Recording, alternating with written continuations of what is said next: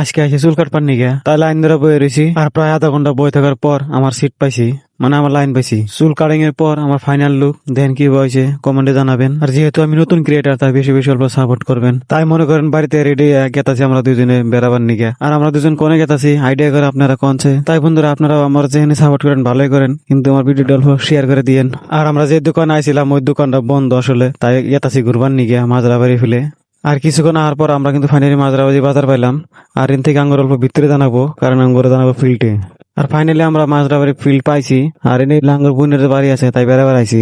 আর এনে বাগিনা কিন্তু থাপ্পা নিয়ে কইতেছে, তা আমি কইতেছি আমার হাতে নৌ দুটা যাবো না। আর এই সারেক দিয়ে না আসার সাথে হইয়া পড়ছে। আর এনে দিছি বুঝি অল্প চা, তাই চা খাবার নিয়ে নিছি। চাটা আমরা খাই, আপনারা দেখেন। আর আপনারা দয়া করে আমার ভিডিওটা বেশি বেশি শেয়ার করে দিয়েন। আর বাগিনা দুইটা কিন্তু পাকা মধ্যেই বয়ে পড়ছে পড়বার নিগে, তাই আমরা এখান থেকে যামুগা। আর যাওয়ার পথে মাজারাবাড়ি বাজার পাইছি আর আদান দিছে মাগরিবের, তাই নামাজটুকু পড়া আবার ফেরা রওনা দিলাম মাজারাবাড়ি বাজার বাই বাই দিয়ে।